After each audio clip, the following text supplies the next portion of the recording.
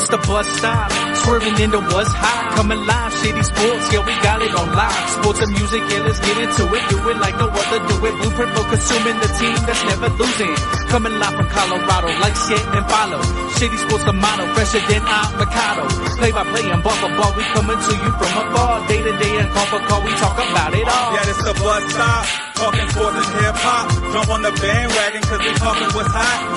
8303, Denver, what's happening? We got sports action, come take a ride with us if you DJing or rapping. No capping, stand LinkedIn, bringing sports and rap news, stats news, and talking Denver's who's.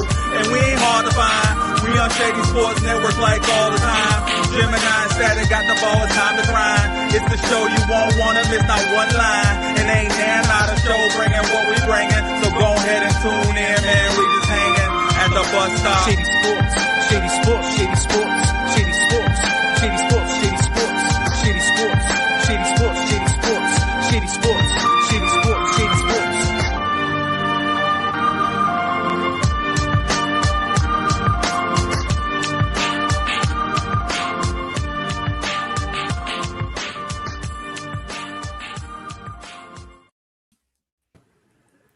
Yes, it is not the bus stop, but it is the bus stop. We still talking sports tonight, guys. What is going on? It's Tuesday night, so you know what it is. We hanging out on the bandwagon, and we got a special one tonight. We got Hoop Philosophy, hosted by Reem and the homies. So I'm gonna go ahead.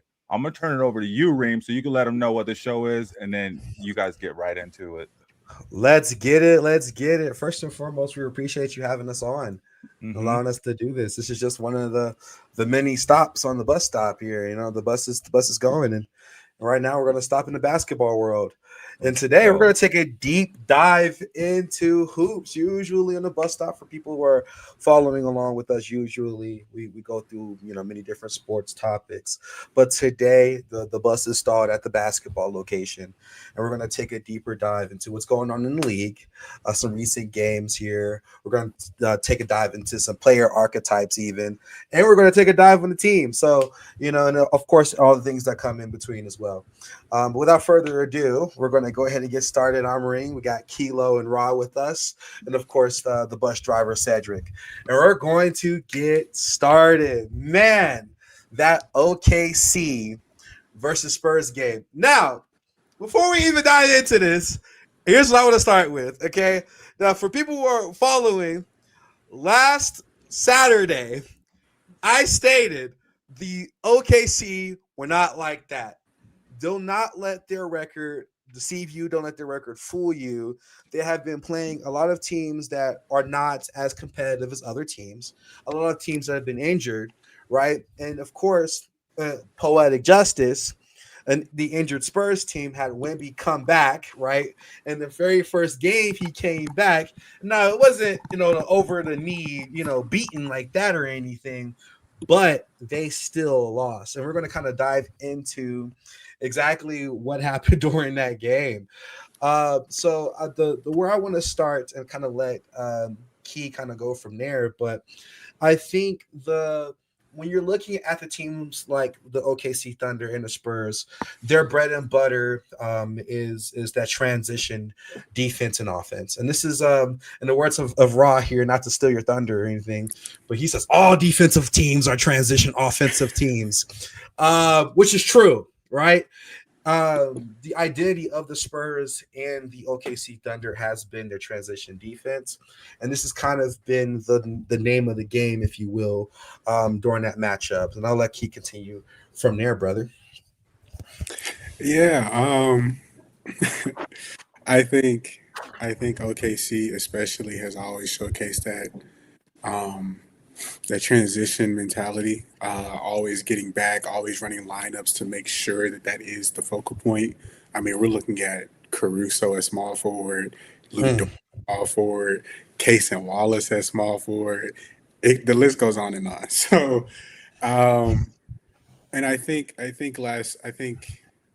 OKC versus Spurs, we saw one lineup: Chet, Holmgren, Caruso, Dort, Shea, and Kaysen, I believe it was. Yeah. And they ran that for how many minutes? 4 or 5. long enough, you know. So I think for OKC to make that work showcases maybe the destination that they're going. The Spurs, on the other hand, as much as I love their transition, it's all Wemby. It's Oh, for sure. all Wemby. Oh, for sure. We were watching one lineup. What was it? It was and Penny, Keldon. Who else was that out there? Oh man, that lineup was that. Okay, so listen. First quarter, I think, right? End of the first quarter, they had Harrison Barnes at center. Now, this is the most grotesque lineup I've ever heard. Harrison Barnes at center, Julian Champagny, Keldon Johnson. Then they had De'Aaron Fox and what's his name? Stefan. And I'm like, who's the big? And mind you, they didn't score at all during that point of time, like at all. Like they didn't get a single bucket, like not even a little bit. But one thing I noticed in this game, the offense and defense got drastically better with Wemby on the court. It was night and day. It was night and day. And in the words of Ra, which I'll let you talk here in a second, about their defensive plan against Wemby. What did you notice there? What did you notice in that defensive plan? Bro, they're hacking, bro. They're throwing bodies at bro. It's just awful. Like, it was awful. And, you know, at this point, Wemby's just rising above and shooting over people. So it's like the amount of physicality, I guess the refs are allowing it. The league has to allow it. But they're just trying to push him off every single spot. They're pushing him off the free throw line. And it's just crazy. I want to kind of talk about this comment from Lou Skunt. He said, I find it interesting that teams PPG has went up from 10 PPG to 20, or from 10 PPG from 20 years ago, but ratings are down 40%. Increasing offense obviously didn't bring in television viewership. I think the story is a little bit deeper than that, and I didn't want to dive into that when it comes to this particular game, because there's a lot of fouls. And I think the stoppage of games, and of course we watched this game together, and it was so many game breaks. Like, golly, that's number one. Number two, I think they were scoring more prior, and it kind of went down, and now it's a little bit up from maybe the 90s. But I feel like as far as viewership, just to kind of quickly talk about that, I think as far as viewership is concerned, even if you guys have been watching on Instagram, I'm not sure if you've seen this, Edric, but when Shea went up for a mid-range shot and he kicked his foot out so that he can get contact on the way down, so he can get a. Now, mind you, this was in the clutch. Like, you know, I see why he did it. Bro landed directly on his heels. He landed directly on his heels in front of his torso. Disgusting work. Like, I'm talking about boys hitting the Mr. Crocker, like trying to make sure he gets contact. And I think that kind of style of play really can be, you know, off-putting to somebody trying to watch this, especially. Also, finding the way to watch the freaking NBA game. Another thing, you got to have Prime. If you don't have Prime, good luck. You know, like, God. We're not going to talk about, for legal reasons, how we watch this game. But yeah. Stop. But anyways, yeah. So other than that, one thing that I want to let Key talk about, because you had a good point about this earlier, which is running that transition with the ball. Not Key, I'm sorry. Rashad, you said this earlier about the passing abilities from Stephon Castle versus De'Aaron Fox. Let you speak on that. Yeah, man. Stephen, he's a great passer. He he can see. They ran some actions. There was one action where he made a pass to a three over a screen. I really liked it. I think he hasn't put the playmaking together all the way because he's not as good of a dribbler yet. Like he's hanging his dribbles. He's floating a whole lot, so he's not really like a breakdown blow by guy. He's not getting past people. I think J-Dub stripped him pretty early in the game. And so we're not seeing like 6, 7, 8, 9 assists, but it's like every now and then we're getting one that looks really good. And I think to your point, De'Aaron Fox has never traditionally been that 20 and 10 player. And even when he does have, and correct me if I'm wrong here, I'm not sure who Rita is. She looks pretty upset. Stop the call. I'm not sure what that means. But anyways, we're gonna keep it going. Bus stop keeps rolling. Anyways, as I mentioned before, De'Aaron Fox has never been that 20 and 10 guy. And don't get me wrong, like this Spurs team is a lot better than the teams he's been on in the Kings era of his playing career. But I still noticed that he's still not really dropping you that 12, that 13 assists a game. And I'm curious to see, why do you guys think he hasn't made that kind of a leap on this team so far?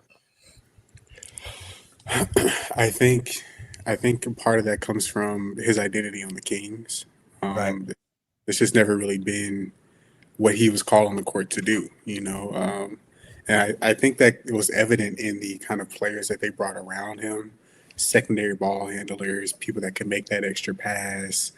I mean, at one point in time, we thought they would get Tyrese Halliburton next to him. So, it just kind of proves that he's just not going to become that guy to get more than 7 assists a game on an average. Okay. My question becomes for you two, right? With this Spurs team, was this win a fluke? Is this sustainable? Like, what is y'all's mind when it comes to this particular game? Obviously, we saw it. It was a very close game. Of course, they took a little bit of the lead in that fourth quarter, but still, like, do you think this kind of play style is sustainable for one, an 82-game series, 82-game season, and two, of course, 4 playoff series? Yes, I think they have a lot of room to grow still. So I do think it's very sustainable. We saw some plays that were kind of like, "What are you doing?" That game. So it's like there's still things to improve on. We saw like a lob that was never going to convert. We I wish I could play that clip. We saw a crazy limitless range 3 for no reason off the pass from Wemby. That was like later. Not necessarily the clutch, but definitely time to lock in. So like we see some things that are definitely still improvable, and I do think that they can maintain this. For sure. What about you, Keith? I think a lot of that comes from their ability to just outshoot the Thunder. A lot of teams don't get the opportunity to do that with the defensive presence that the Thunder provides. But we had showcasing from Fox where he shot 40% from 3. Devin Vassell shot 40% from 3. And no one on the Thunder could match that. We had Jalen Williams was the only person able to make 2 threes that night. Do I think it's sustainable for the rest of the season? I think the fact that they've been able to win so many games without Wemby is part of the evidence we're looking at here. As far as the playoff series, it just depends on the right matchup. I think some of the guys on the roster are ready. It's evident tonight or that night. Some of the guys, as we saw, were not at all. Here's my thoughts, right? Of course, Spurs outshot the Thunder. Woo! Which is true. They did.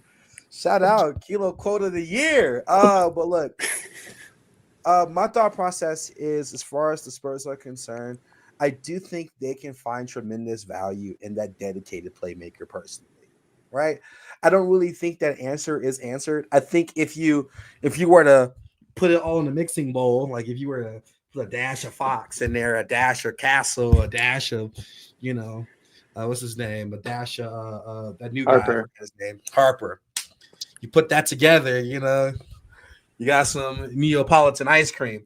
But I think they need a dedicated 10 assist a night guy to make this roster cohesive, because they got a bunch of people that have a lot of overlap in their playing style.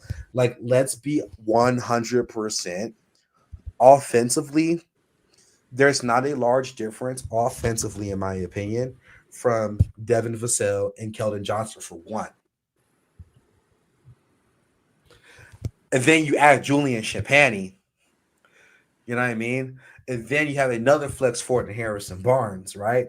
And then you got 3 guards that are all ISO guards, that ISO differently, and only one of them is a really decent passer. The rest of the 2 are coming into their own on passing. By the other two, I mean Harper and Fox. I think Fox's passing style, he's not really used to having a roster like this. He's used to, no offense, he has a grenade guy usually on this roster, and that was in Kevin Huerter. And I've watched a lot of Fox ball, like Kevin Huerter or the Malik Monk role on this team, where he's like, oh, this is not working out. Bloop. He don't got that here. You know what I mean? So I think they could use a playmaker if they want to be a convincing contender. I still think they're in contention. I just don't think they're head and shoulders above any of the other options, in my opinion. I still think OKC can still give them a run for their money in a good playoff series. Because again, Casey Wallace wasn't even Casey Wallace. Isaiah Joe was not in this game at all. And I'm telling you now, if he was in this game, they lose.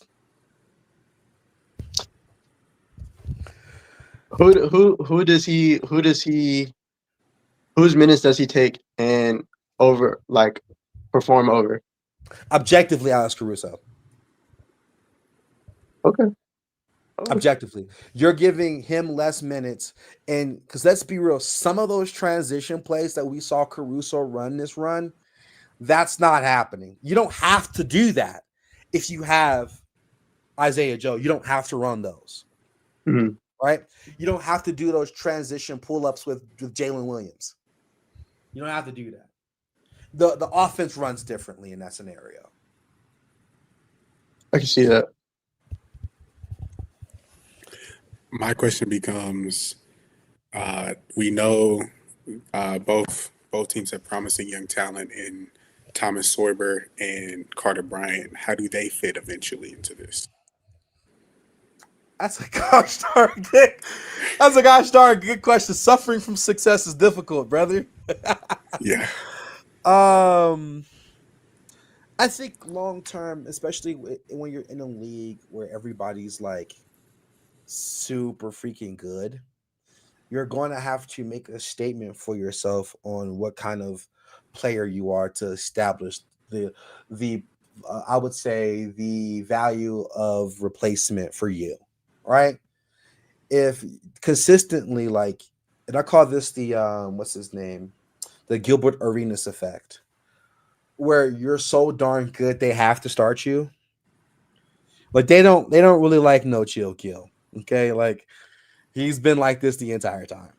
However, he was so good and he was busting, their butts in practice, and he produces constantly that they're forced to play him. So in a situation like those two players, they're going to have to consistently do better than the other options to make it make sense. Kind of similar to like Peyton Watson on the Nuggets.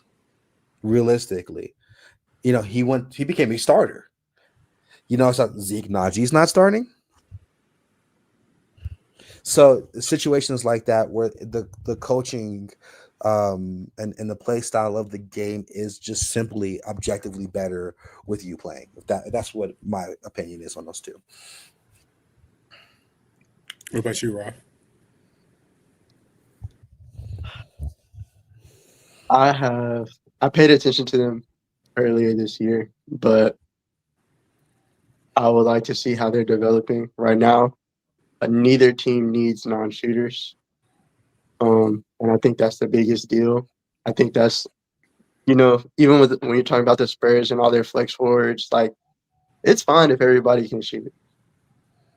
If everybody can shoot, run an action, leave it up to their coaches.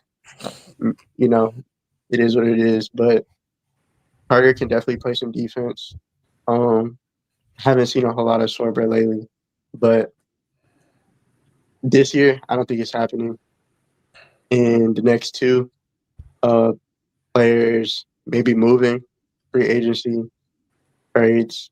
I think we may see a lot more of them.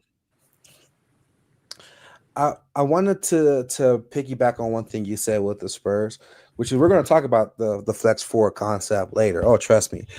But I think the Spurs are actually doing this a little bit different. They're kind of going for like that combo guard, to be honest with you. Like Devin Vassell, you can put him at small forward. He was a starting point guard for them for like 2-3 seasons. But they just got so many guards that they're like, well, he's 6'5", small forward. Same thing with Keldon Johnson. Keldon Johnson was originally a guard, but he has forward like tendencies kind of similar to like a Josh Hart, but he's still 6'5". Same thing with Dylan Harper. He's a 6'5" guard.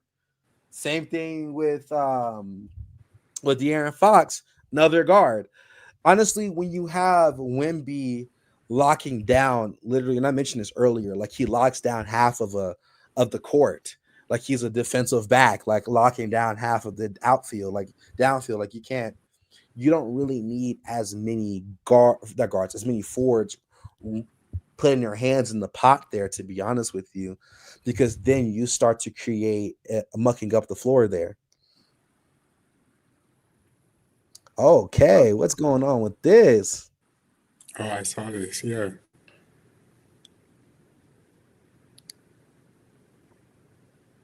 Mm-hmm.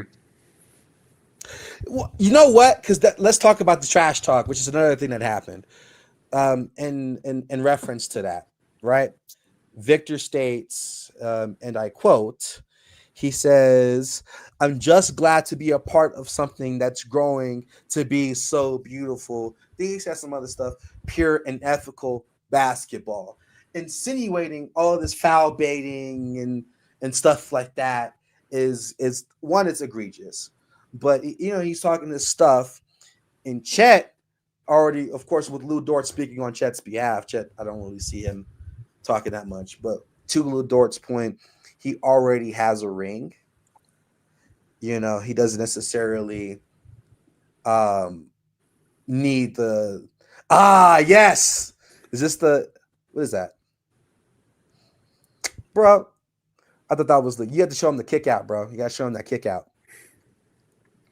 But yeah, to his point, he does have a ring. This NBA Cup, which I don't know if anyone actually cares about, no offense. It's not really the greatest accomplishment for Chet, but I think also there's a difference between Chet and Wemby, and I'll let y'all dive in on this one. But there's a difference between Chet and Wemby. There's levels to this, and Chet, he's great. He's just not Wemby. Like he's good, but like he's not Mr. Too Slippery. Like what we talking about? Like, sorry, he's not. He's not. She don't want a little puppy. She want a big dog. Yeah, she. I'm saying, I'm sorry, bro. He's bigger and better. Like it's not. We're not. I'm sorry. Like it's like Klay Thompson when he did. Dog, you were the third guy. Like, don't get me wrong, you were great, but like he talked smack to LeBron, and then we saw what happened. So like, I don't really. Yeah, I did notice Chet doesn't say that much to Wemby. Chet doesn't. No, say you sure doesn't. Real quiet. Real quiet. But if you can find that video of Chet doing the foul, not Chet, of Shea doing that kick out, that would be awesome. But yeah, so that's my thoughts, and I kind of want to pass it off to you guys. is it more valuable to be in Chet's situation, or do you find more value being the Wemby of the team Okay, bro. and being on the route there? Is it better to be Wemby or Chet? Like, okay, dude. Earlier you were talking about Spurs getting so many guards, and I wanted to say that they've run this prototype before. We've seen their guards full 48 minutes coming off the bench, Manu, so that's amazing. But also, I'm thinking that everybody who has a great big, everybody who wants to run their offense through their big in the playoffs is watching last year's Nuggets fall off, literally unable to get Jokic the ball in the post. Alex Caruso sitting on his leg, and ball just can't even get to him. And so from there, I'm thinking like, why not have four guys on the court that can pass Wemby the ball? And also, could traditionally guards who can shoot are great because that Braun offense that you garner so much attention and you can kick the ball out to a decent shooter. Great. Now, of course, in this particular game, not the best representation of that, but I still think, to your point, it's very valuable to have good people that can move the ball to him, that European style basketball, but also make the shot. On the topic of the guys not being ready, Ra, you made a great point a while ago in the previous conversation. You said, quote me if I'm wrong, it's not about if Wembanyama will be ready this season. It's about how the other guys will stack up and compete. Are they ready for the limelight? Are they ready for the pressure? How do they fit in Wemby's system? And if I think back on it, do I want to be in Wemby's system or do I want to be a part of Shea's system?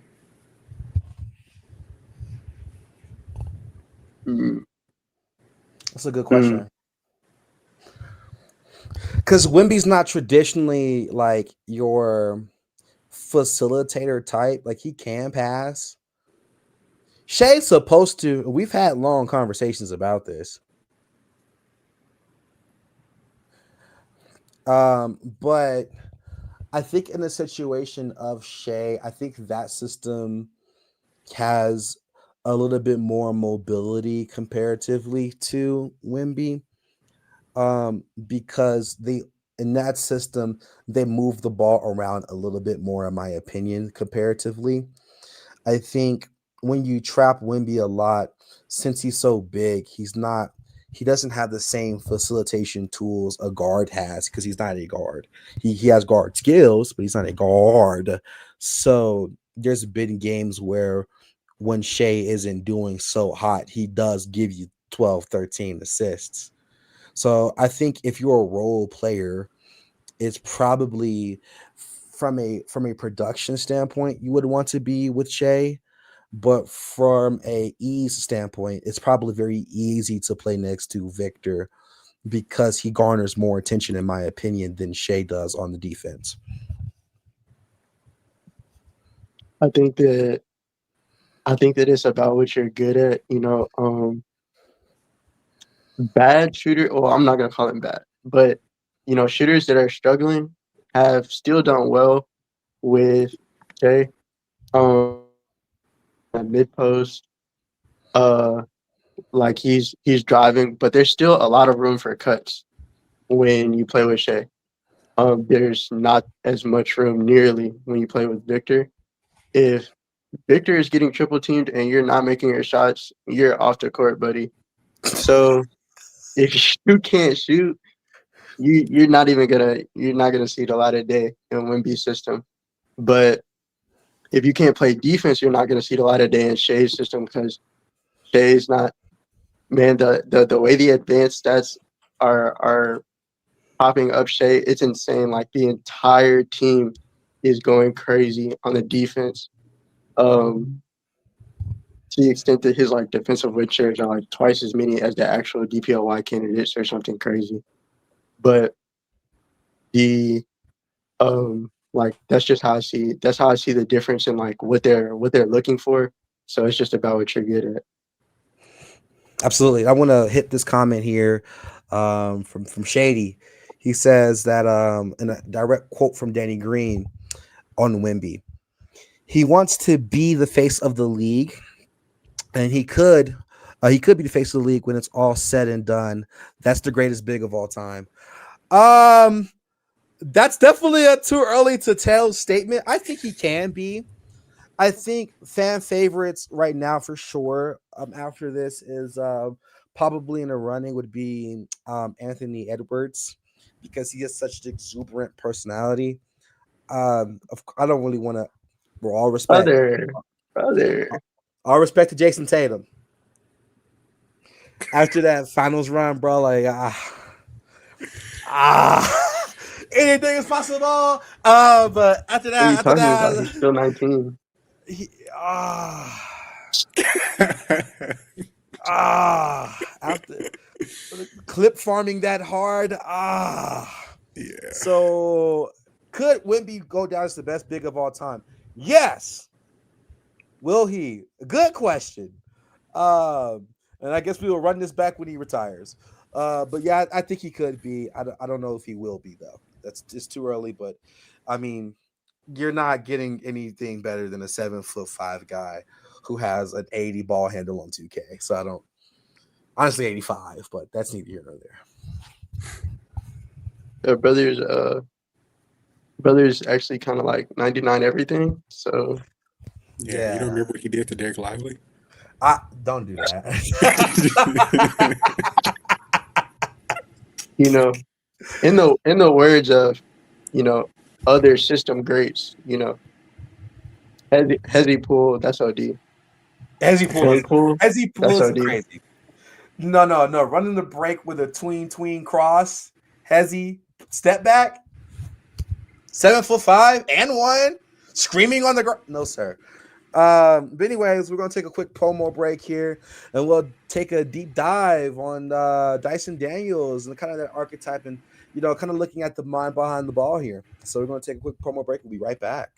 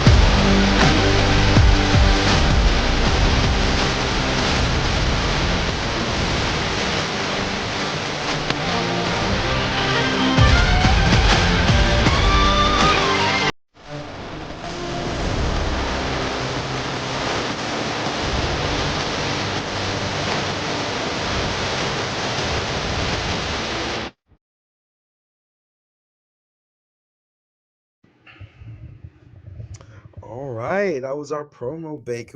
Now we're going to talk about kind of highlighting a player archetype and a specific player, kind of take a deeper dive into the perspective of individual play instead of just looking at an overarching team. And of course, we're going to, ever so often occasionally go through different kinds of archetypes.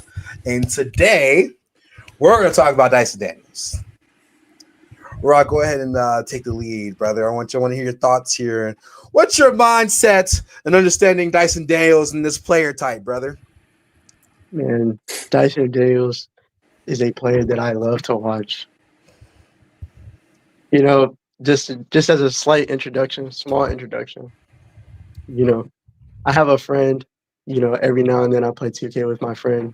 Not to say my friend's name, but me and my friend every now and then, man, we just pull up lockdown highlights on YouTube.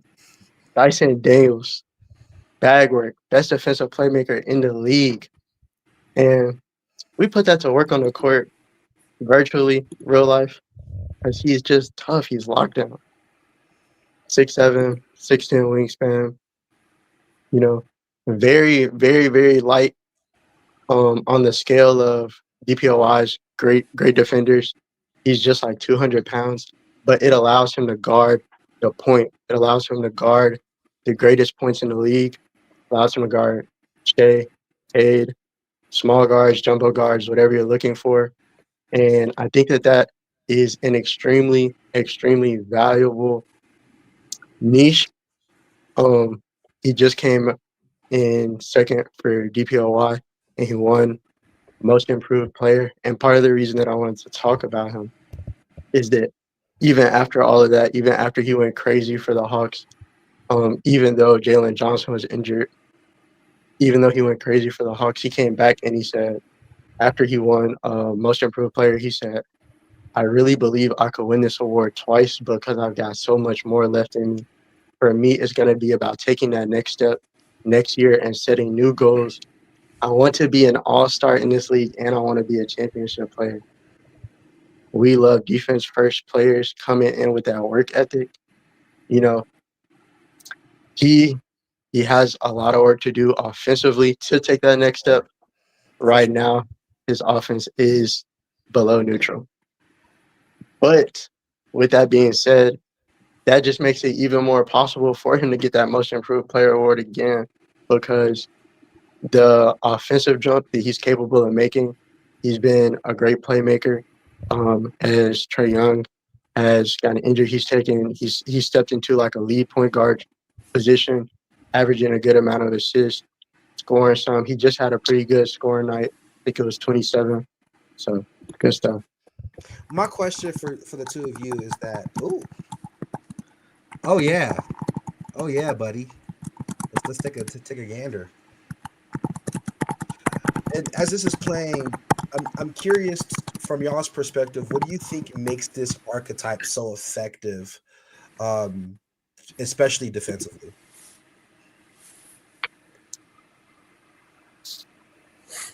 His hands, his position. Oh, okay. You say that as he gets the most diabolical still.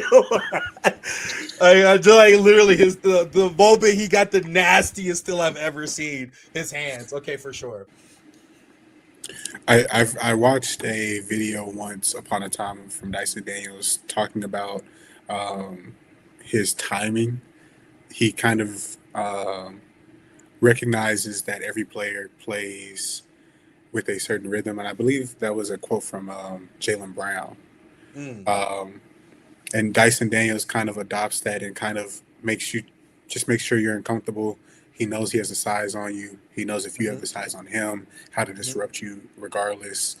He knows how to play effective. He knows how to play behind you. We see it here first. Like, as you're talking about that, that's literally his best attribute is if you see, especially in this particular play, mind you, Jalen Brunson got bag work. Like, this is not a scrub, right? He's used to pressure. But Dyson Daniels knows how to, in your words, make somebody feel extremely uncomfortable. And also he makes the correct pass very, very often. And of course, this is kind of a trait with, foreign ball in general, right? Especially, European ball. Honestly, I kind of want to dive into that idea here with Australian players. In general. This piece plays very similar to this. So does Joshua. He also makes great passes as far as playmaking is concerned. Maybe not the best defender. And also, all three of those players really aren't the best offensive players. I want to know if you guys ever noticed that and have any thoughts on what I just mentioned there. Absolutely. So there's this old interview he did, I think, with Pro Insight, or was like the name of something. I don't know. But he spoke on it himself. They were asking him what's the difference between playing with Australians and playing with Americans, and he said that he was used to like getting his teammates involved. There was a lot more passing in Australia, and when it came to playing with Americans, like it was just like go get your bucket. A lot more individual talent, and like it was kind of an adjustment. So I see that in like the way that he plays the game. He doesn't he's not a like super. He's not super aggressive, and you see that with like all of the Australians early on. Like it takes them some time to adjust, and their like team culture is a big portion of how they do that adjustment. You know, we've seen some good examples, some bad examples. Josh Giddey was struggling on the Thunder because he needed the ball in his hands to really just make use of his abilities. He wasn't Man, as much an off-ball shooter at that time. Had some horrible performances, but it was just a system. And now he's going crazy. And Ben Simmons was going crazy. Team culture was not it. So situation didn't, he couldn't thrive as much before that adjustment period came through for him. But I think right now, especially because the Hawks are just really truly letting him run point and not forcing him to play like a play style that's not his. He gets a lot of buckets, push shot, floater, right around the rim. He's tall. He's tall and playing point. So he usually has like a 3-inch height differential on his matchup, plus long arms for a guard. So it's all coming through for that. I'm curious to kind of hear y'all because, especially on this thing I'm about to say, with this particular archetype, it's so different, right? You're not getting this out of every player for sure, right? You're not finding this on your local USC team. However, my question becomes, is this style of play being utilized to a heavy degree sustainable for championship success? Because that's the overarching, goal of the game, right? We're trying to win a chip. Because if you think about it, and we can kind of talk about who's similar in this archetype, and you mentioned Ben Simmons. You mentioned Ben Simmons, and with Ben Simmons, I personally, he almost did it. Yeah. Like 2019, he almost did it. Yeah, he was one bounce away, and of course, y'all can make your own decisions. But let's be real: if Ben Simmons and Joel Embiid faces that Warriors team, they're winning.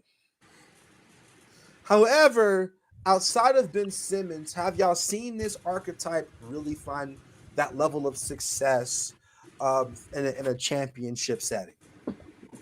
If I had to say honestly, and me and Ra have talked about this a bit in the past, if we take the archetype itself and kind of strip it of its specifics, so the floater, the guard playability, the flex forwardness, you just take it bare bones as is, and a defensive playmaker, you can you could take this as far back as the 90s. You could take it as far back as the 80s in some instances. Scottie Pippen comes to mind off the rip. Draymond Green in most recent times. I think the versatility of a defensive playmaker is what showcases his prowess, and why when it's adopted in a new system, it's always it's always amazing to watch, honestly. I got a hot take, fellas. I'm gonna shoot this one from half court. I got a hot take. I think this role is better supplementary. I personally don't see this particular archetype. If this person is the best person on your team, it's like the Jeremy Lin effect. It's like, and I love Trae Young. I love Ice Trae. I don't think Trae Young should be the best player on your team. I don't think Dyson Daniels should be either, or Scottie Pippen, or Draymond Green either. Because if you run into these situations, right, this archetype can very, very easily become an issue because of the offensive lack of consistency, in my opinion. Well, I'll let y'all talk on that one. I'm just curious. I personally myself don't know if this is sustainable for most situations with this archetype. I would say when you're talking about a one-way archetype, when you're talking about somebody who can only play defense or only play offense, at the extreme lack of the other side of basketball, then of course, yeah, that's not championship caliber on the regular. Even when you're talking about, some people will say like, oh, Jokic doesn't play defense. We see all the different kind of stats that can, disrupt that argument. We also can watch the games. Rebounding is so vital. But when we're talking about Dyson Daniels right now, like he's 22. So is he the best player on a championship team right now? Of course not. But we're looking at five plus assists already. We're looking at insane plus rebounding at the guard spot, already averaging 6 or more. We're looking at mismatch ability. He's got great footwork in the post. He's been developing it more. We can see the way that you can run the plays through him, running the play, just inside of the free throw line. He's a great facilitator from there. I've seen that a whole lot from him because if you don't step up, he does the push shot. He's great coming off the dribble handoffs. Is he the best? Not yet. Not yet. He hasn't developed a shot. We've yet to see what's going to come from it. So I say that archetype isn't him. And for sure, Scottie Pippen can be the best on a championship team. Why? The Celtics just won. So you're either about to tell me that Scottie Pippen can be the best, or either Jason Tatum or Jaylen Brown is better.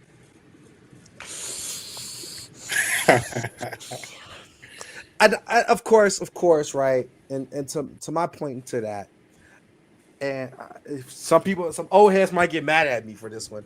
I think Jason Tatum is just a better offensive player than Scottie Pippen, and I don't really think. I'm sorry. I think his bag is deeper. I think his Jason Tatum's bag is deeper. I'm sorry, bro. You seen Jason Tatum? I just think his bag is deeper. Holy. And then you saw what happened with No Jordan on the team. Did he make it to the finals? He won 50 games. Holy. Yeah. Hey, the Hawks won 50 games with team time. Wow. I don't know. Shady. I don't know, because I'll tell you right now. Okay. I don't know if Scottie Pippen could. I say with a better constructed team, sure. I think Scottie Pippen does have that. He has that Kawhi Leonard feel to him, of course. I think, of course, he's better all time than Kawhi, but Kawhi has been the best guy on a championship team.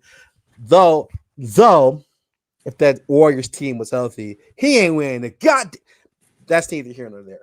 But multiple teams are not healthy every year. No Steph. Multiple No teams are not healthy every year. I agree, but no Steph, no KD. If we're going to turn injuries off, only the MVP should win chip.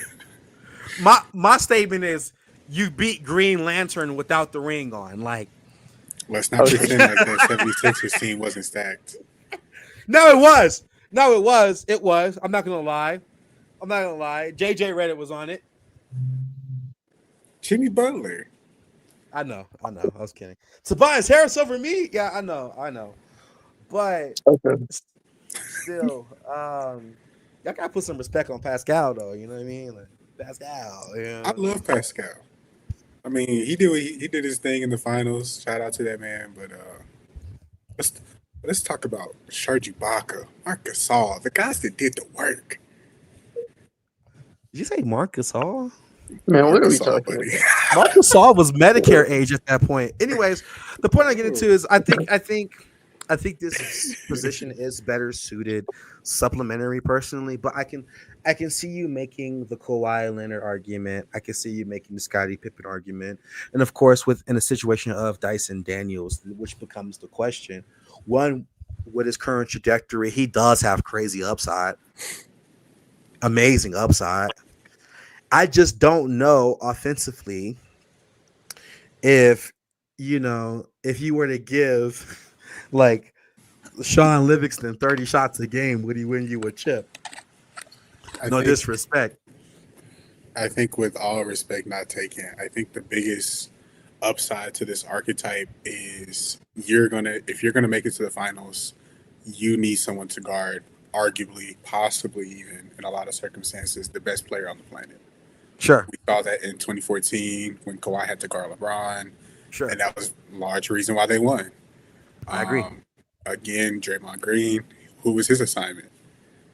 LeBron.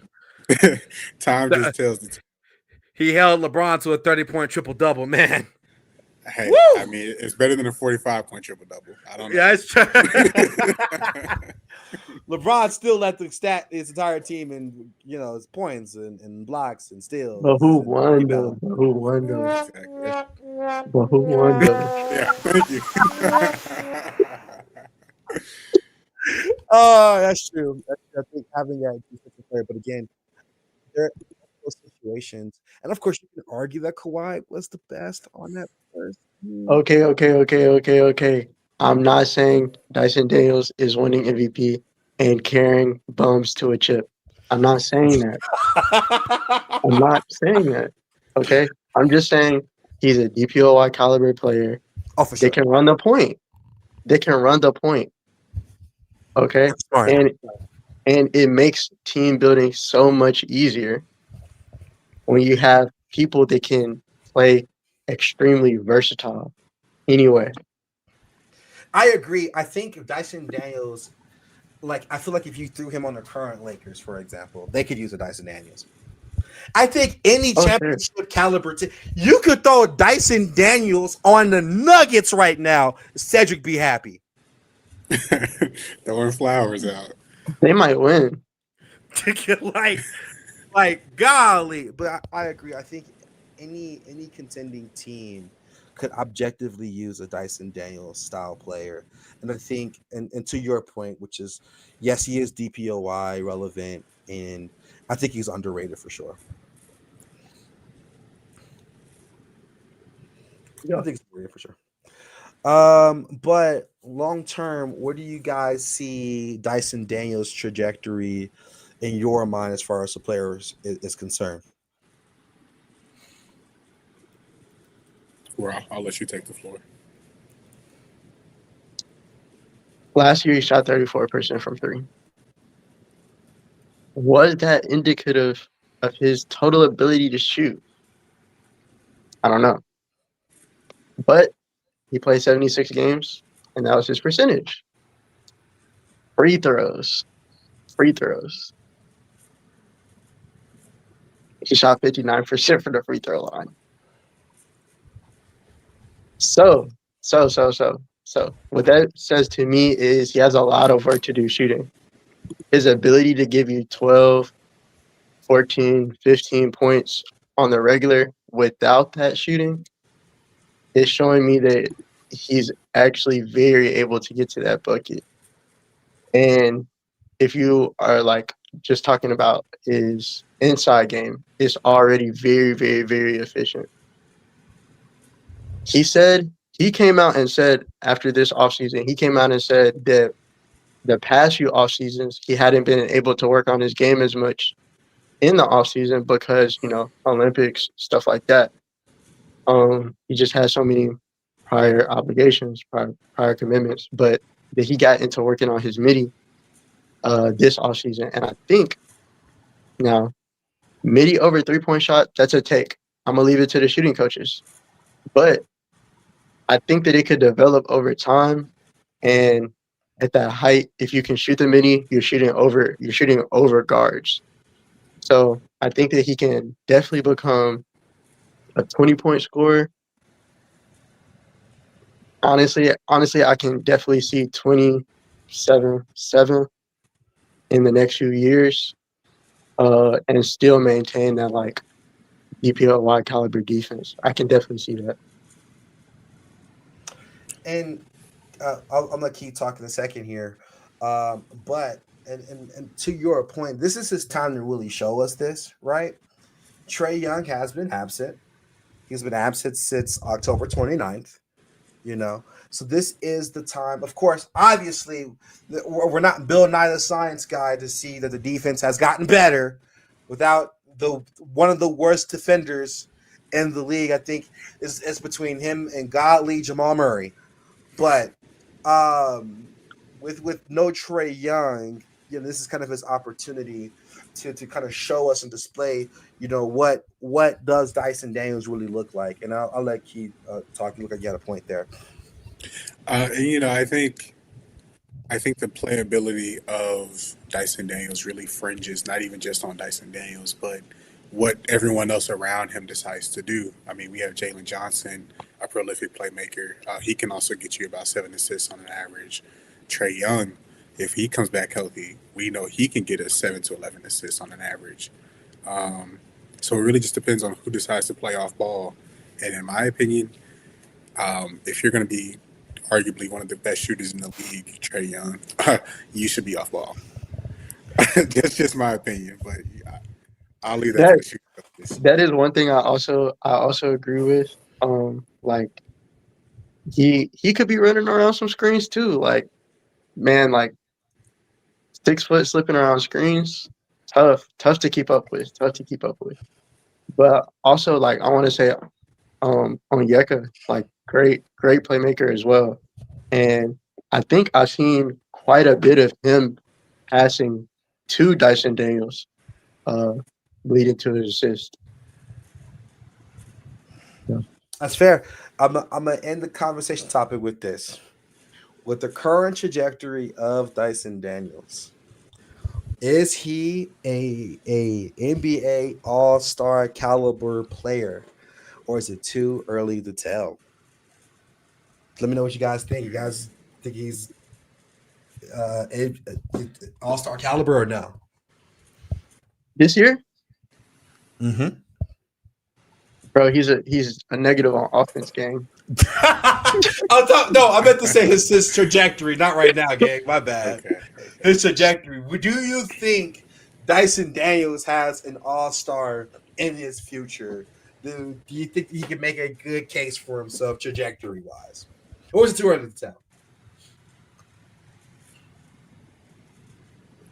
And I'll leave you guys with that. I don't know. I don't know where I feel on that one. I'll leave the comments for you guys to see if you feel like Dyson Daniels is based off what you learned today. Do you think he could be an All-Star, or do we think all of us are tripping? I'm saying yes. You're saying yes, Key? You saying yes? I think so. I'm a hate. No, I'm kidding. I think so also, but I'll let you guys in the comments, make your predictions on what you think about Dirty D, Dyson Daniels. And we're going to take a quick promo break. We're going to do our last segment of the day. And we're going to take a deep dive, a team spotlight into one of the teams in the NBA. We're going to do this every single episode of this podcast. We're going to choose a team. We're going to take a dive into it, and we'll go from there after the break.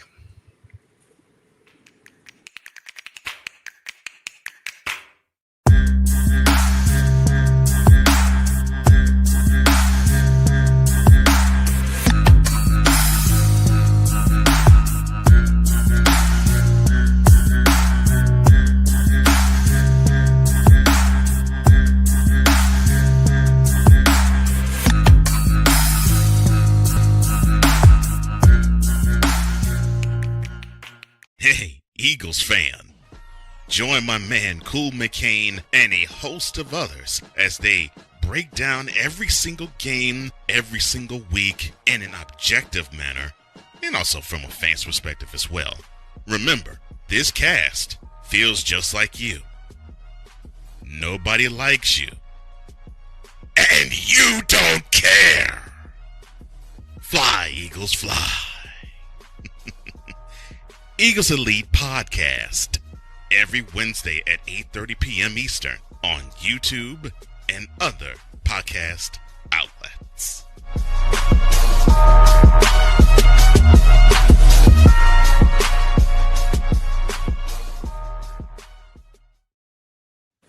All right, Eagle fans and many others, welcome back. We are going to do a deep dive on the number 1 seed in the East right now. They are 21-5. There's no team like them or better besides the Thunder. The Pistons. And I want to start with JB Bickerstaff. He originally came into the NBA as an assistant coach to his father, Bickerstaff, for the Charlotte Bobcats back in 2005. Ugh. Right. Good God. And then he came in to the Timberwolves in 2007 as the assistant head coach to Kevin McHale. He assisted in the development of Kevin Love, helping him win Rookie of the Year and Most Improved in his third year. But finally, we got to see Bickerstaff as a head coach in the Grizzlies in 2016 with a record of 55 and 109 in his tenure. That's the best Grizzlies roster we've ever had, too. Golly! Yeah, he was there with the young prospects like rookie Dylan Brooks, rookie Jaren Jackson. They did not get Ja Morant yet. So keep that in mind. But we did see a winning record finally at his assistant coach position for the Cleveland Cavaliers. He helped them win 165 games in his tenure. Very impressive. But finally, he is where he is today at the Pistons with a record currently of 44. Oh. 44 and 38 last year and 21 and 5 this year. Here's the thing, and I'll let y'all talk, right? This Pistons team was so bad. Oh my God. Now, I don't know if y'all remember this season before this, and now of course I'll let y'all chime in, but they had the longest poo-poo streak in NBA history, the longest losing streak ever. JB hand comes there, Superman pose with sitting there with the Captain Morgan knee up, and it's been a different team since then. They even made the playoffs last season, and honestly, that was a really, really decent series. That was one of the better series of last year. If you thought they didn't. Last year, we had no lack of interesting series, is my opinion. But I think the Pistons have been killing it with this coaching. But I'll turn that back over to you and let you continue that one. I just wanted to chime in. No, I completely agree with you. I think head coach Monty Williams was part of the reason for that losing streak. 28 games. That's a lot of games. I think it started October 30th, if I'm not mistaken, on a random Monday in 2023. Way to start the new month, right? Do you remember some of the people on that roster? Yeah, it's about the losing streak roster. Mm-hmm. Oh, absolutely, absolutely, for sure. So Yeah. it was for sure Cade Cunningham. Right. And poor Cade, of course he was helping me in my parlays, but man, parlay killer, man. He was doing awesome. You just bet the over because if they had a chance in that game, Cade was dropping 30. But so it was Cade, it was Jalen Duren, it was Beef Stew. If I'm not mistaken, was Malik Beasley still there or no? No. So no Malik Beasley. However, there was Asar Thompson. Yeah. Because was that not the year that he started off very hot with all those rebounds and blocks? Defense. And then he got injured and he came back a whole different dude. And I was like, what happened? Also bet the under on 2.5 assists for him, please. Always. And they had a bunch of other guys. It was Marcus? Jaden Ivey. I think he was injured also that season too, right? Let me open the trash bag for you. We have Shake Milton.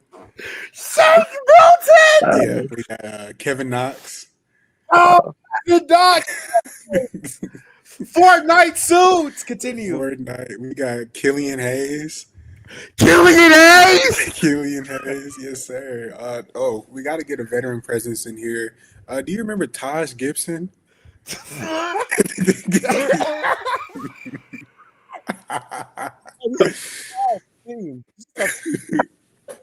Gibson? Yes, That was sir. foul. Minutes, That bro? was foul. Yes, bro. Yes, bro. Tom, Getting that's my relative dad's minutes, age, bro. bro. Also to back up Duran was Marvin Bagley. Yes, sir. Yes, sir. Can we get that cricket sound one more time? For the people in the back, just curious. Yeah, thank you. Yikes. But I believe my point is clear. But one thing that is notable to that losing streak that they had, Cade Cunningham did go down with an injury that season for 20 games. Mm-hmm. Mm-hmm. So I think honestly, we can't put it all on Monty Williams. We can't put it all on Cade Cunningham. I think the biggest outlier is the culmination of the worst kind of talent possible put together on one team, but it led to results that got them Ron Holland. You can't be mad at Asar Thompson. It was his rookie year. Right. But I think if we want to talk about today's Pistons, boy, have they turned it around. And I think most notably their defense. If you didn't know, they're the second best defense in the league, bolstering a 100 Defense. defensive net rating. And quoting Raw earlier, every defensive team is great in transition, and this Pistons team is no different. Just a lot of flex forwards that can really just move the ball around. And though they don't shoot well compared to league average, they're middle of the pack, about 17th. They are hosting a lot of snipers. We have Duncan Robinson, who's shooting 40% from the three this season on 7 attempts. Tobias Harris, he's shooting 35% from three on 5 attempts. We have Isaiah Stewart, Stu, shooting 40% from three off the bench. Ew. Can't be mad at that. I'm not. But God. And I think that's what helps Cade Cunningham average the amount of assists that he's averaging. Currently, he's averaging about 9.2 assists. Unfortunately, he's also averaging 3.7 turnovers. And that's not appealing. And I think it does come with its grievances. But overall, we can't really put it completely on Cade. Even though they do have the shooters that I did mention previously, they still don't have the spacing possible to get the passes at the quality that we like to see out of Cade. I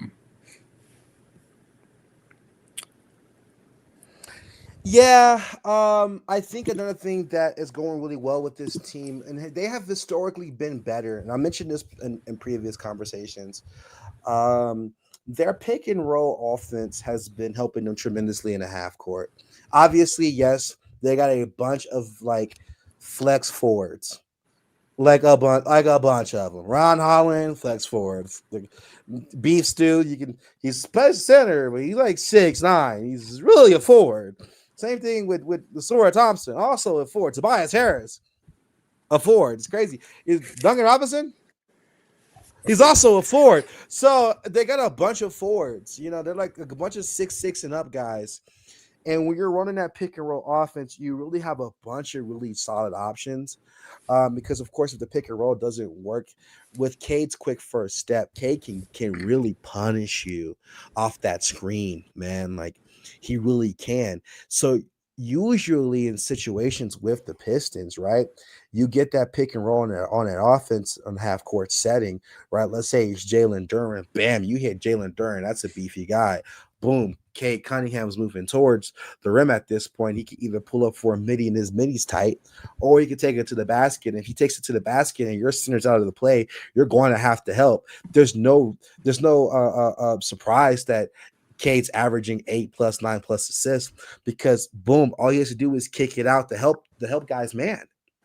And we got a bunch of people who can shoot. Sorry, Sir Thompson. We got a bunch of guys that can shoot. Like, this really has a decent recipe for some success. Now, for me, is teams that have also a bunch of flex forward or faster guys. I don't know if that's going to be necessarily feasible in a 48-minute game. Like with Wembanyama. I don't really think there's a such thing of Wembanyama really being out of the play, but in situations like that, I feel like it's really team and matchup dependent, and that's where this coaching from Bickerstaff kind of really shines through, right? He's really good at trying to set up his guys in the best case scenarios, even when even when it's not as advantageous for them. You'd seen that in on the Grit and Grind, 2016 freaking Memphis roster, right? That team had no business being that good, not at all. What? Like, what? Oh, but again, right? Especially with who was on that roster, and that's kind of where good coaching kind of takes a leap here, as well as personnel. If that makes sense to you guys. Absolutely. And I think the biggest part as to why that shines is the pick and roll between Cade and JD. Fun fact: Jalen Duren finishes his rim attempts at 72% when it comes from an assist from Cade Cunningham. Mm. So tough. They're one of the best pick and roll targets in the game. Holy moving screen. Holy moving screen. Yeah, he definitely fits a lot of those. But but again, right? Like you see that they have some of the best pick and roll offense in the entire league. But yeah, you're to your point. And Rod, what do you think about the development of Jalen Duren? Oh man, I love Jalen Duren. I have another friend, play 2K with him every now and then. Me and him got into a little bit of a debate a while ago. I'm a big Zach Edey guy. He's a big Jalen Duren guy. I'm thinking, Yao Ming, contact dunking Wemby, what's not to love? And he's thinking, Dwight Howard archetype, what's not to love? And, Jalen Duren, he broke out this season before Zach Edey did. So I almost had to eat my words. But Jalen Duren is, manifesting the shot now. He's coming out. He's able to stretch the floor a lot more than he was. It seems like he's bulked up. He's grabbing so many boards. He's super mobile. He's just totally frightening. And for me, I'm looking at the way he's setting those screens for Cade. It's just working so well. He's such a strong screen setter. I think it's been like a little bit underrated on just how totally successful he is with, filling the lane in that he's jumping right on time, like in that alley you just showed. Like that's perfect jump, perfect throw, chemistry. Like it's just total package right now. I'm loving it. I think from a perspective of Jalen Duren, right? Obviously, and I've been watching the Pistons for quite some time. Okay, like I'm still sad about Fontecchio not being there. If you guys know, you know. But with Jalen Duren, obviously the Pistons have needed a big man to rise up for quite some time. Right? They've needed they need a glass cleaner, right? They need a defensive presence. And don't get me wrong, I love beef stew, and with Fontecchio, it's like more like beef stroganoff, but nonetheless, I love beef stew, but I think, and to your point with Jalen Duren, is he's rised up to be the center they need next to Cade, right? And what's convenient and nice for this Pistons roster is that center is the kind of center that Jalen Duren is. He is that guy that's very athletic, that very bulky, that Dwight Howard archetype kind of guy, right? That will slam that thing, that will get you a double-double every game, that will clean up the roster. Of course, not clean up the roster, will clean up the boards. My only critique for Jalen Duren is I wish he blocked or protected the rim a little bit better. I think that's probably an area of improvement for him. I don't see any reason why he can't give you 2.5 a game personally. Like if Miles Turner can do it, you can do it, dude. Like, come on. But also, like with his athleticism, it just pairs very well because he is exactly where he needs to be on time, and that's what you don't get as much with Beef Stew. He's a little bit slower of foot. However, he makes up with that because he can shoot. Jalen Duren, for the love of God, you don't want him at the line, past the yard. My goodness, but maybe at some point, hopefully, fingers crossed. However, nonetheless, I digress. But where he lacks in shooting, he does everything else. Great help defender, with the exception of that argument between him and Asura Thompson. If you know, you know. Great help defender. Just an athletic guy there where you need him to be. And I think that portion of his game, of him getting into spots, I think is really what evolved more than anything else. It's just like his ball awareness. And as we mentioned, as Rod said before, there are some players that just do not have that feel for the game. They just are out there lost. Okay, like I'm sorry, and I no disrespect to this player, right? Sometimes, as a Lakers fan, bro, Aiden be out there lost, bro. Like I'm like, bro, like Chris Smoot, give that man a map. He needs a GPS sometimes on some of these plays, bro. I'm like, bro, are you good? Like, sometimes it feels like with a player like Aiden, he's watching the game like we're watching the game.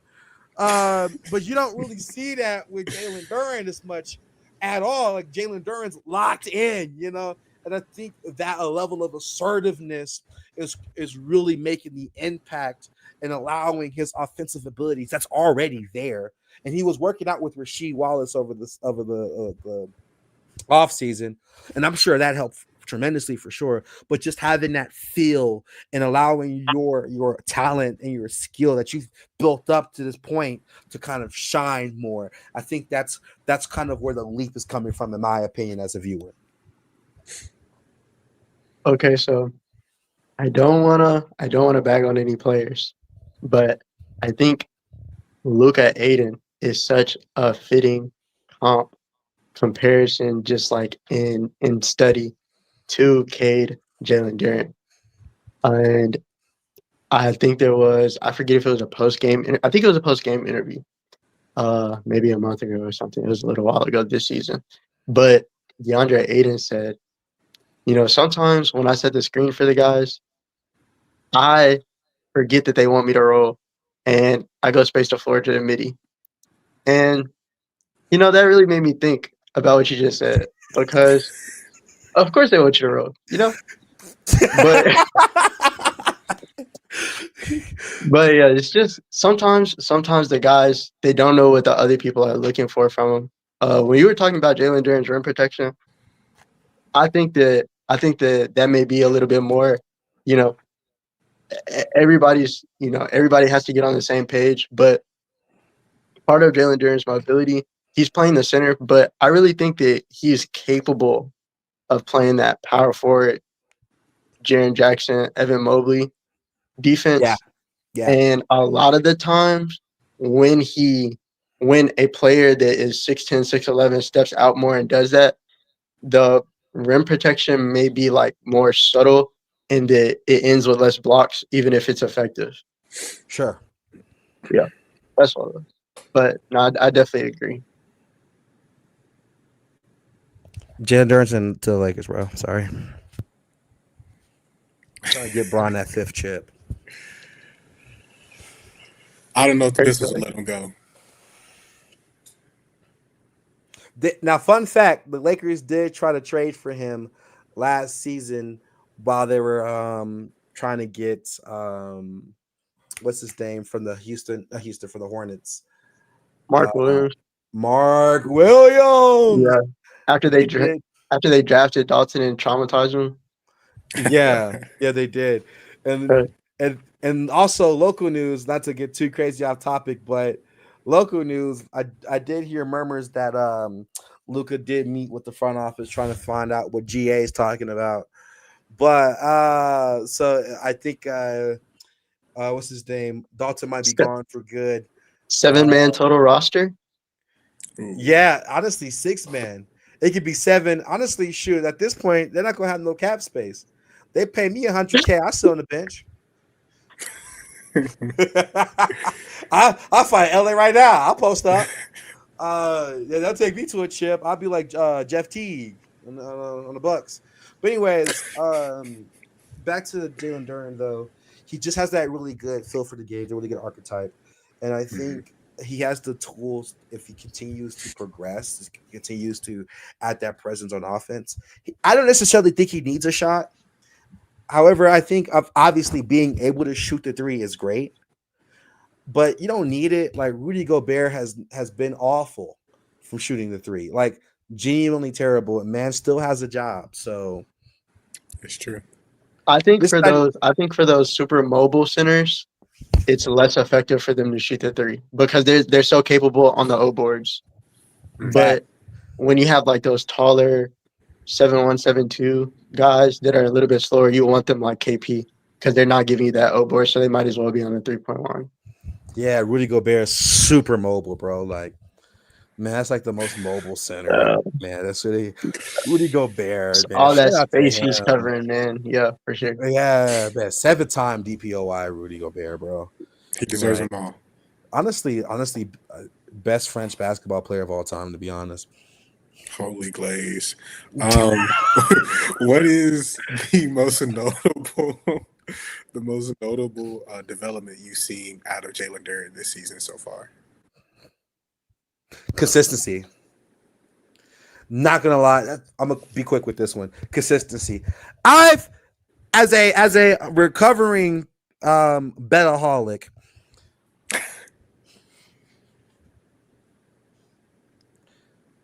I had to hit Jordan from freaking TikTok, pull my glasses off, throw it. This man has single-handedly sold my parlays. Now, of course, is it my fault for betting on him? Absolutely. That's on me. Absolutely. Oh my God, bro. Yo, that's crazy. Quoting me on that's wild. But yeah, has he sold my plays? Absolutely. But is 8.5 rebounds realistic for a big man? Yes. And he's gotten a lot more consistent with that this year. He's got a lot more consistent on getting boards, got a lot more consistent on getting points. That consistency has literally been key to their success. They're not winning half of these games if Jalen Duren doesn't show up, and he does consistently every single night. And that's why, and that's the thing I've noticed the most out of anything Phil, regardless. He has just worked on, let me do what I need to do night in, night out, every game. So, and honestly, I think he really deserves kudos for doing that, because that's a bit of a.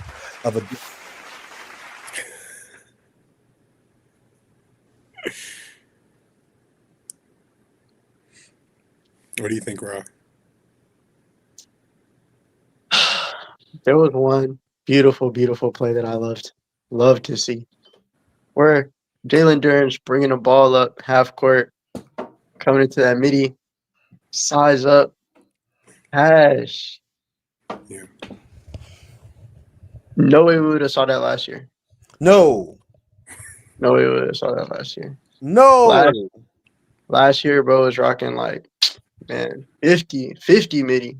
Okay. So it's good to see, he's not just a dunker.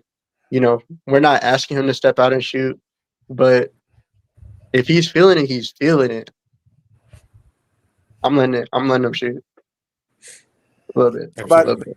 What about you, Key? What did you notice? I think most notably the short roll. Everything that he can do in that short range is just it's a big improvement from what we've seen in previous years. I've seen him shoot post fadeaways. I've seen him turn to a turnaround jumper. Everything in the face up that he's brought this season, including that step back. It's really a sight to see, and it really is what makes that pick and roll so dangerous this season. Okay. I have a question for you for everyone here. We've talked about Cade. We talked about Jalen Duren. Let's talk about Sir Thompson. Okay, let's talk about Sir Thompson. Defense. Obviously, right? Amin has been producing more. Mm-hmm. Okay, and unfortunately, with him being a twin, he's always going to be compared to his bro. Sucks, but it's going to happen. My question is, how do you guys feel about his production and his trajectory so far on the Pistons?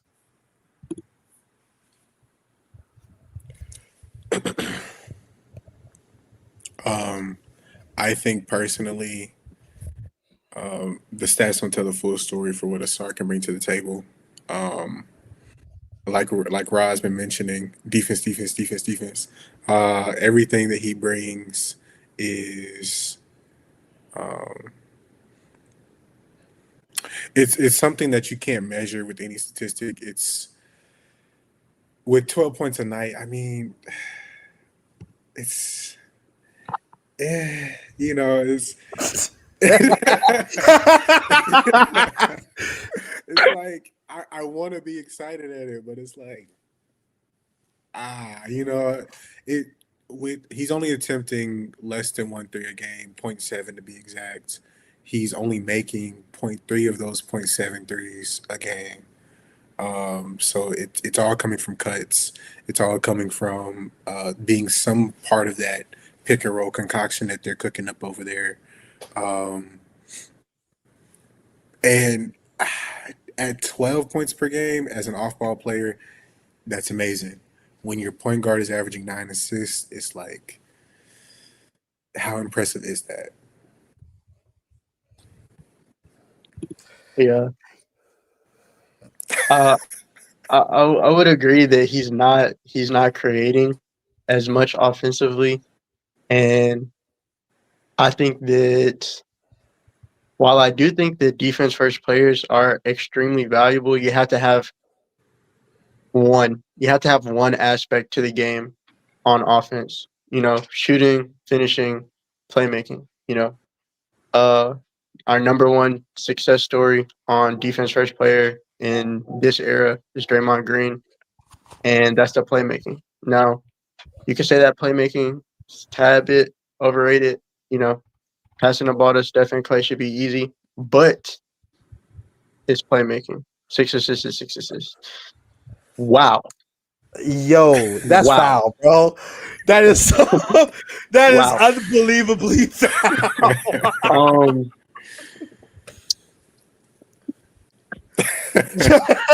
Holy. Some people just live. They walk through their day with hate in their heart, man. Some people just walk around with hate in their heart. Yo, shout out the bus driver, bro, with the graphics, bro. Oh, but continue your point, man. Man, if you're a listener, somebody just came. We saw a comment in a thread about Asar Thompson, and it was, he is truly one of the worst players in the league. And that's just not true. There's just, not that I need to name any names, but there are names. There are names. There are many names to come before Asar Thompson. So I think that they need to be focused on him getting at least one aspect of the offense together. 30% from 3. I'm not mad at it. I'm not mad. Names. I'm not mad at names. Name them names. I'm sorry. I'm about to name 200 small forwards. No. Oh, that's crazy. Yeah, we're gonna continue. We're Rob, you keep going. You keep going, Rob. We're gonna slide on by. But yeah, for both of the Thompson twins, I always want to see. I really, really want to see. We look at them in the transition. We look at them when they get to their full speed, and we're noting like, this is one of the best movers. These are two of the best movers in the league. These are two of the fastest guys. Super. I can't even say it's twitchy, but like they get in the air. It's so fast. It's so fast. I want to see them take people off the dribble. I want to see it regularly. Even if it just has to be dribble handoffs to get the full steam, like even if they're not ready to break down the defense, I just want to see it like go yam on somebody. Both 40-inch plus vertical, like just go dunk that thing. And let Jalen Duren grab the O board. I agree to a degree. I think you can't look at Asura Thompson's counting stats and be like, that's who he is. He does a lot of contests, right? He does a lot of help defense, right? He adds a lot of pressure. He's part of the reason why the transition defense is as good as it is. Right now, as a guy not taking a crazy amount of threes, 1 for 7 field goal percentage, and can't shoot free throws, is not hot. But he's phenomenal defensively, though. Asar Thompson is not a guy you're a small forward's going to really coast to 40 points on. Like, he's going to guard your best ball handler, bro.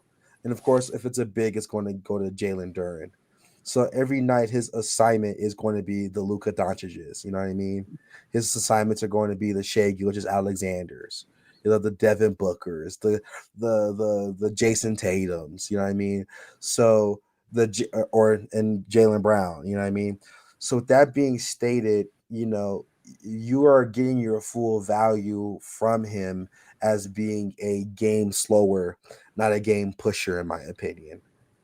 But I say all of this to say, I think with Asura Thompson being on the team, being as one-sided of the ball heavy, as mentioned by Rob before, that's not ideal. Having someone that's only good at one side of the ball, with the exception of Jokic. Like, Jokic is killing. But I think this is all a testament to Cade Cunningham, which is what's going to be the last of the three we're going to talk about here. Cade's been crazy. I'm just going to call it a spade a spade. He's been going crazy. 9 assists with this roster is wild work. Wild work. 9 assists. Marcus Sasser and Asura Thompson and Ron Holland and Jalen Duren. Don't get me wrong, Jalen Duren's great. He ain't 25 and 10 great. 9 assists with this roster? He is 25 and 10 great. He could be. He doesn't do you. He's not going to give you 25 and 10 a night, though. No, that's yeah. He's not 25. He's going there. He's on his way yet. That's true. I mean? So like, not bad. Not bad at all. That's IQ. That's having hoop philosophy. Sorry. Anyways, yeah, he does have that IQ to make this work, and I kind of want to pass it on to you guys, and Rob. What do you guys think about Cade's play? Personally, I think it's nothing short of amazing. I remember we had a conversation about Cade when you were trying to get me on the hype train a couple years ago, Reem, and how he was, at the time, one of the most effective mid-range shooters. It was a crazy advanced statistic of like 62% from the effective field midi. I don't remember exactly. Maybe it was 2024. Maybe it was last year. But I say that to say that it's all come together. He stepped up on the threes. He stepped up on his finishes.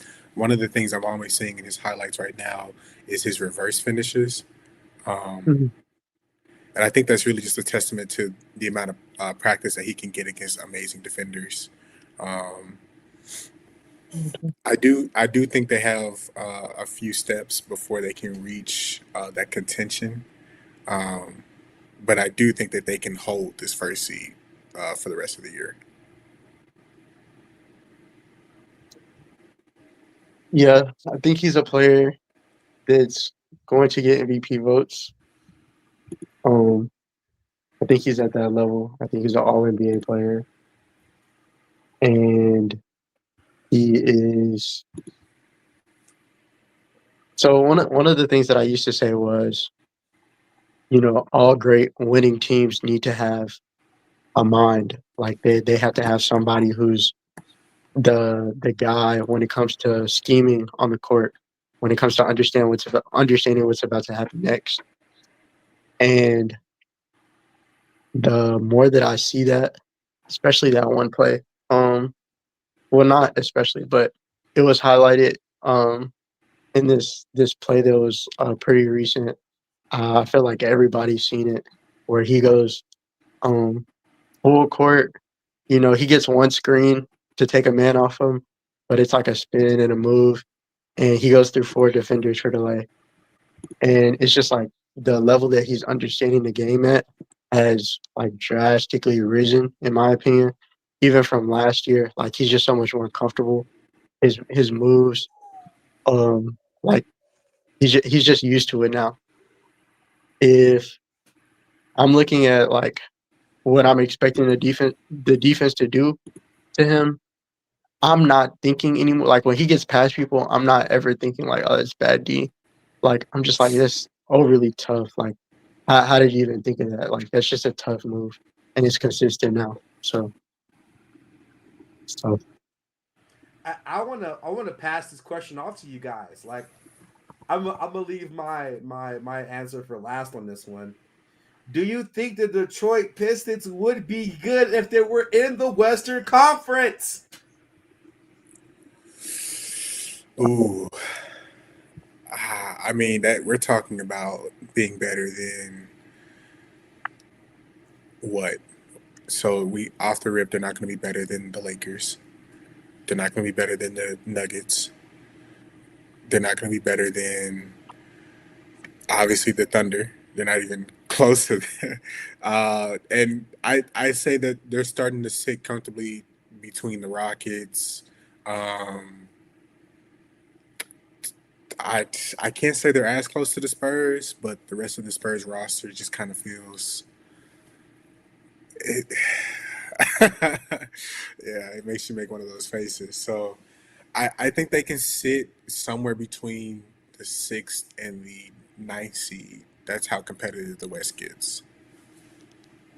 What you think, Rob? So, are you saying that the Lakers are better than the Spurs?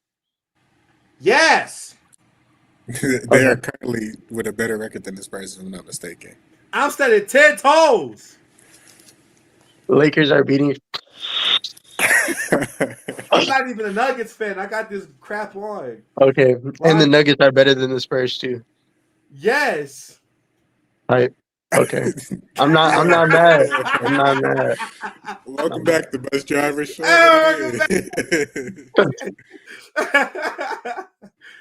Absolutely, though.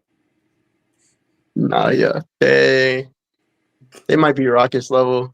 They're definitely not top 4. I don't think they can maintain it. They're still dealing with injuries every now and then as well. I just don't think they can maintain that in the West. Okay, my thoughts. I disagree. I just wanted to let that one breathe for a second. I disagree. I want to let that breathe. Here's what I mean. The Pistons have been extremely freaking healthy, man. They've been healthy. And I think a healthy Pistons team is probably doing some decent numbers in the West. I think there will be the biggest, you're like the Grizzlies, right?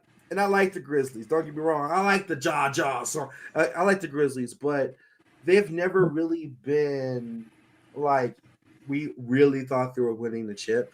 And it's because they've just had the best cohesion as far as like players and personnel. And the only real players that have kind of been iffy on the Grizzlies health-wise has just been Ja, occasionally Jaren. And now with recent history, the Zach Edey situation, but Bro, the whole team is always out for the Grizzlies. Bro, they regularly make new 10 days. They have 10 days. They have at least 20. Whoa, hold on. I'm talking about the 2021 to 2023 Grizzlies, where they were the 2 seed. Okay. Where Ja was like, I'm fine in the West. Yeah. Those years, they didn't face a lot of injuries. Yeah, it wasn't bad. And that's the reason why they were the 2 seed in the first place. It's because they weren't injured. Like, that was the one year, like, Ja knew how to land correctly. Both about to fry me up. I was like, I think the healthy Pistons would do well. I think they would probably have they'll have a couple more losses. I would say they'll be in between the Lakers and the Nuggets. Unfortunately, the bus drivers Nuggets are above the Lakers currently. The Detroit is 5-0 against the West so far. Yeah, to my point. But I still think that's because he's only played the West 5 times. Right. That's why. I wonder who the 5 is. If it's the Jazz, I don't know why you said that. But anyways, my point is I think they'll be in between the Nuggets and the Lakers. I don't like the Nuggets are higher than Lakers. I'm not wearing this because I like this team. I don't like this team. But I still think they'll probably be, I'll say firmly 3. Only strictly because they're healthy. I don't think they'll be better. They'll just have a better record, in my opinion. If they were to keep the same health. I don't think they're as comparable to the second seed Grizzlies, primarily because that Grizzlies team was prolific in the shooting department at the time. Fair. It was just a way more balanced roster, like a more filled out roster. And then we got to the playoffs and Brooks. We're not going to talk about it. Okay. Anyways, yeah. Oh, I got this. Green Giant. LeBron, but I got this. honestly, let's. If I had to ask you guys one question about these Pistons teams, are they legitimate contenders or are they pretenders? What do we think?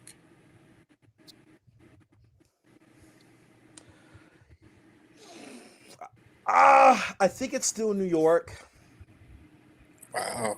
I think it's I don't like the New Yorkers, but I still think it's New York because the New York be running they be running these salmon chopped cheese lineups sometimes. Like, what are we doing, bro? What a Josh Hart at the 2? Like, what are we doing? Like, anyways, I still think Would you rather have him at the 2 or the 4? I'd still rather have him at the 2.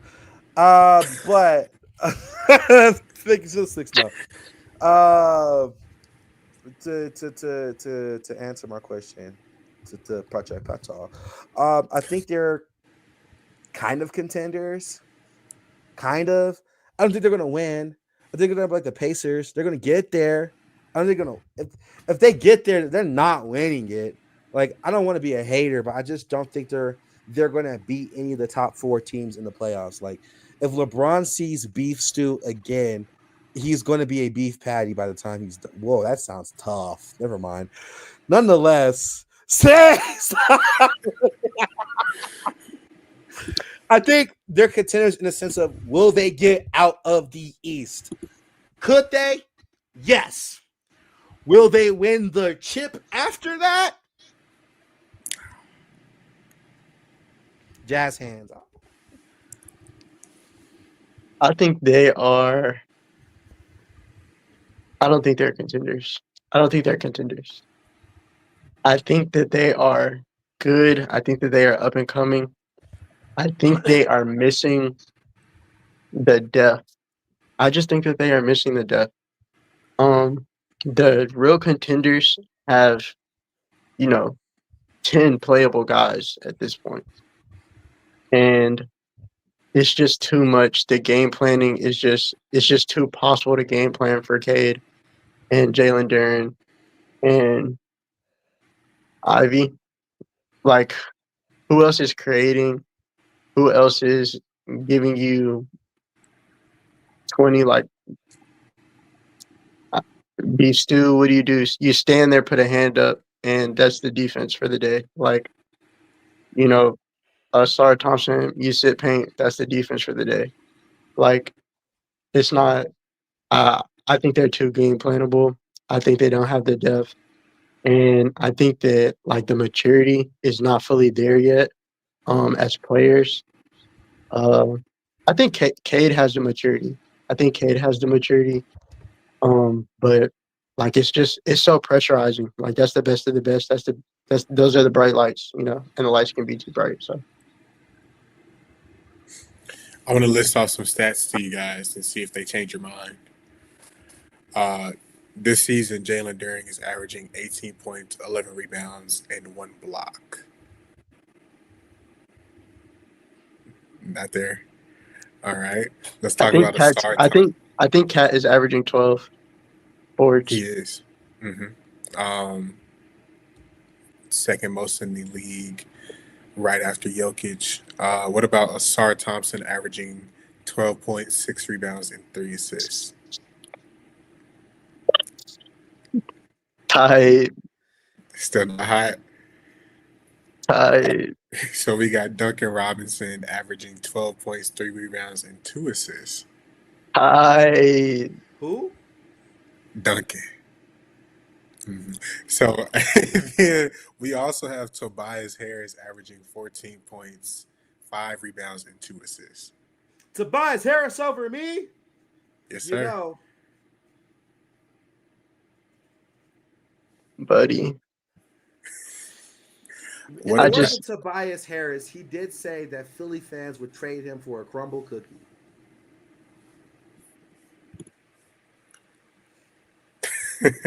These are not phenomenal numbers. Depending on the week, I think all of us would.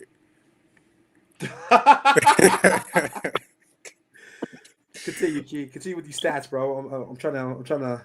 I'm listening. All right, my last one is Stu giving you a whopping 10 points, 6 rebounds, and 2 blocks off the bench. Junior Whopper? Yeah.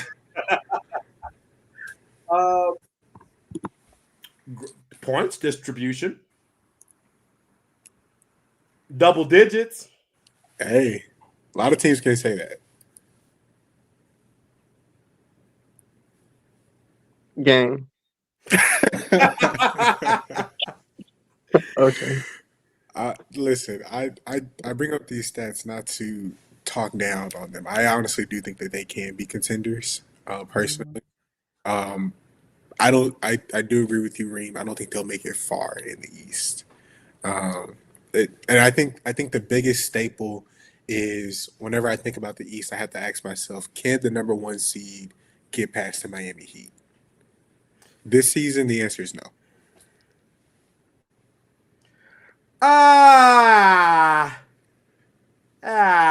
Here's what I think about that.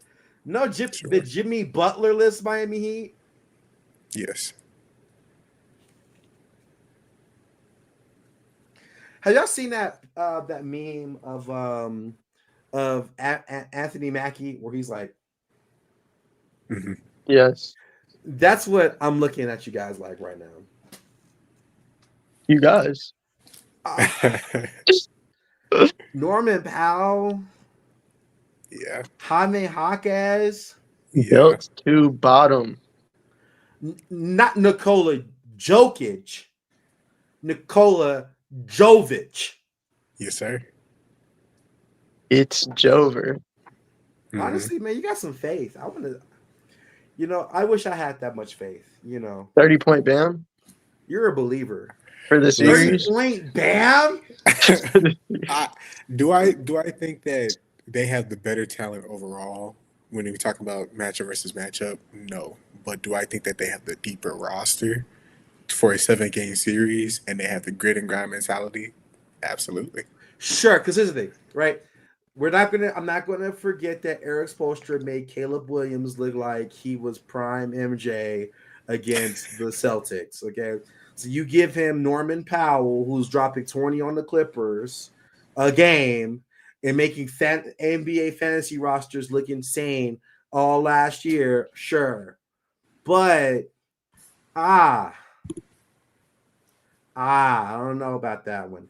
But if they did beat the Pistons in a 7-game series, that's because the Pistons lost. That Miami Heat team is going to take advantage of you only if you're not really about it like that. And without Jimmy Butler there testing their gangster, I don't know if they can continuously do that. So, but nonetheless, I get your point, and I personally think if they do make it out the East, they're not going to win, so it won't matter either way. Philosopher Reem.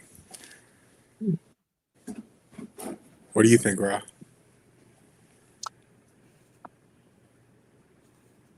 I think that they have. Yes, sir. I think that they just need a few more pieces. I think that the people that we're happy to see there can win there. I think that the people that are being talked about, the people that are running the offense, being large parts of the offense, I don't have any doubt that they can be on a winning offense. I just don't think that everybody's ready and the roster is deep enough. And I just don't think that entire team is on the same page and just totally ready. Like that's just it.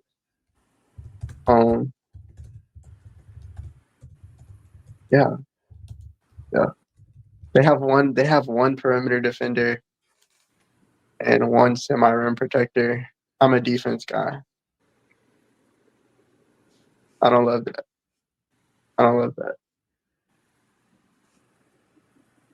That's just it. I feel you. So I'll put it like this as our final statements, man. With OKC and the Spurs as we restarted, I think the Spurs got a good a trajectory for where we're going. I still think OKC are low-key frauds. Dyson Daniels is a wonderful archetype. I still think it's secondary, primarily. And of course, the Pistons, are they pretenders or contenders? It looks like they got outvoted into the pretender realm-ish. But it looks like we're just going to have to watch and see how that goes. But that's all we got for you guys, and we're happy to have this segment and have you guys follow along. Heck yeah, great show, guys.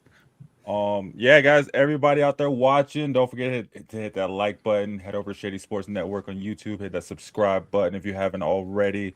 Like, I'm still trying to get to 10,000 subscribers by the end of the NFL season, so we got a ways to go. So tell your friends to tell their friends to share it for us and subscribe.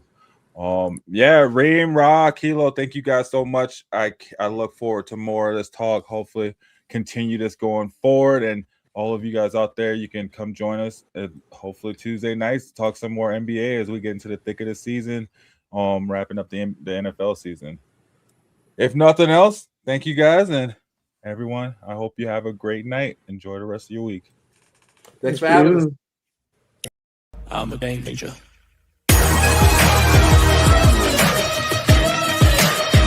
I'm a game changer.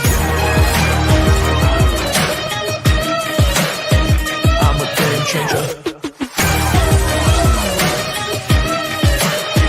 I'm a game changer. I'm a game changer.